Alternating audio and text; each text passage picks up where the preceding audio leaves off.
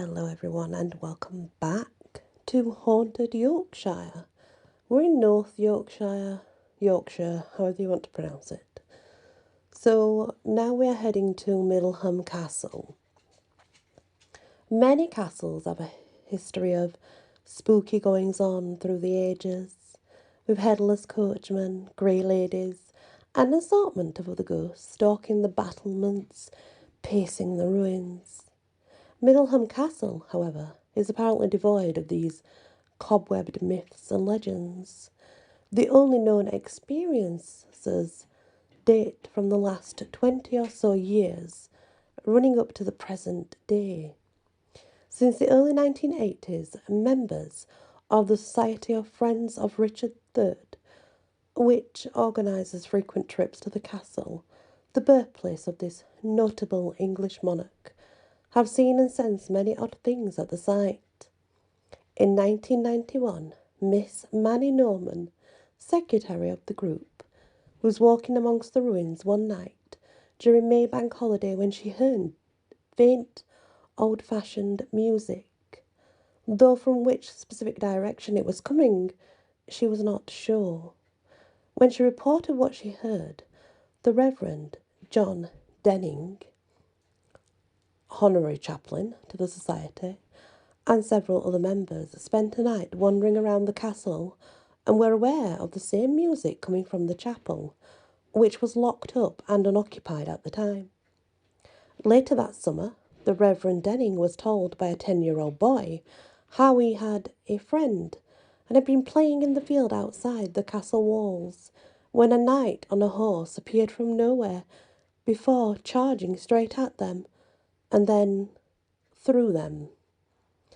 The sightings of this phantom soldier, the sound of horses' hooves and swords clashing, poltergeist activity in the visitors' porter cabin, and a mystery glowing light, which appears amongst the ruins or among the many other phenomena reported at the castle, which, as I write, are due to be investigated by a number of paranormal research groups.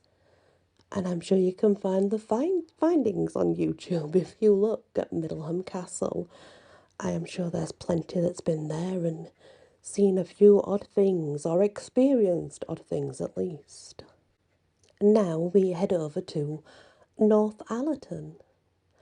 Just outside Northallerton, there is a slip road which connects the villages of Yafforth and Romanby.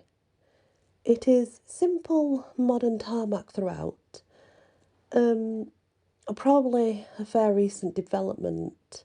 So it's a less spooky location and it's not hard to sort of spot like we would others, when we see them old and they look kind of creepy. We often look at them and say, oh, that looks haunted. But this wouldn't look like that.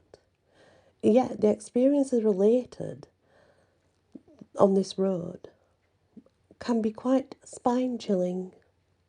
A young lady from Grassington often cycles down the road during the summer months when she visits a friend in Northallerton.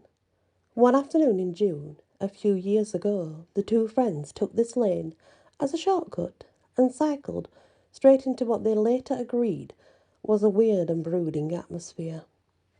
My correspondent recalled how both she and her friend seemed to be overcome with a peculiar feeling at exactly the same time.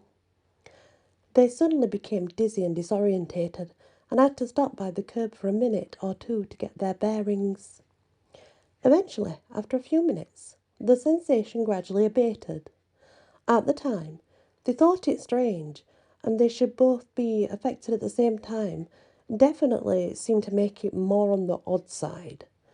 But it was not until they returned home that they sat down and actually discussed it. The lady told me that her friend knew a gentleman of Northallerton who had experienced a similar feeling of dizziness and disorientation, and worried that it might be an early symptom of an illness, he quickly made an appointment to see his doctor. After a full check-up, however, he was informed that nothing was amiss. They saw no phantom figures, nor heard unearthly voices or sounds, but just both felt something very real, one form of another anyway, present on that lane. Both women and their male acquaintance agreed that the sensation was not frightening or alarming, just strange. It has not kept them away from the lane since their experiences, and it has never again been repeated. Just who or what is it that lingers in the shadows? We don't know, and despite appealing for further information through local newspapers, I have received nothing from any other witnesses about this intriguing phenomena. So, is this just a one-off occurrence, or have others experienced similar sensations elsewhere? Does it even deserve to be classed as a ghost or paranormal experience? If only one person had experienced this sensation, then we might conclude that the experience was related more to them than to the actual location. However, with 3 witnesses over a period of 2 years or so, it's tempting to conclude that a slip road itself should be studied rather than the people themselves. Perhaps a reader of this has experienced a similar sensation on that stretch of road.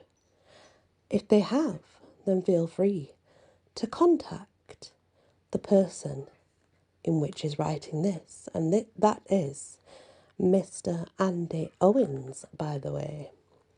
Feel free to contact Andy Owens and let him know of your frightening sensation so that it can be further added to the many other accounts. Interesting. Now we head to another castle, and this is Pickering Castle.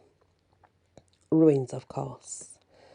The ruins of Pickering Castle stand on the edge of the North York moors, and even in its present state it is a fine example of a Norman motte and bailey built between 1069 and 1070, with stone replacing wood in the early 12th century. Pickering was strengthened many times over the years and was used to maintain control in the north. However, it never did play any major role in battles or sieges. Monarchs stayed there occasionally during hunting trips in the surrounding forest of Pickering. Despite its relatively peaceful existence, Pickering Castle has a ghost of a monk. A couple walking amongst the ruins in the early 1980s reported seeing the figure for a few seconds, arms outstretched as if it was carrying something unseen. The monk was described as being tall with a long cloak or habit, and he was purposely moving across the castle grounds to the keep. That's Pickering Castle. Again, we are still in North Yorkshire, and we head now to Richmond Castle. Set on a cliff overlooking the River Swale, 11th century Richmond Castle stands in a dramatic position and would have posed an ominous challenge to any invaders who dared to attack it. However, the castle never saw military action and was almost in ruins by the 16th century. 2 ancient legends abound at Richmond. One, in common with many other castles throughout England and Wales, is connected with King Arthur. The other concerns a phantom drummer who is never seen, though the steady rhythmic beat of his drums sends shivers down the spines of local people, reminding them to stay away after nightfall. Odd lights have been reported in the ruins during the daytime by visitors, and have also been seen during the night from outside the stronghold walls, as well as in the immediate vicinity of the castle. Whether they are candle lights or lanterns held by a ghostly soldier, or perhaps one of the various forms of spook lights or spirit lights that have been reported from other locations, that's not known.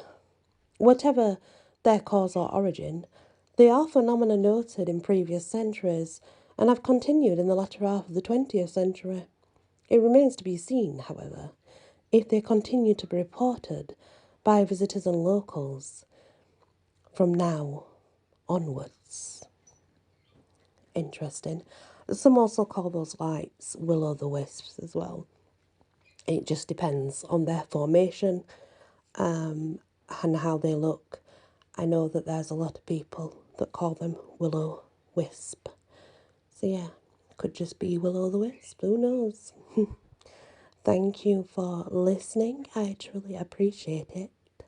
Hit the like, share if you can, and do consider subscribing.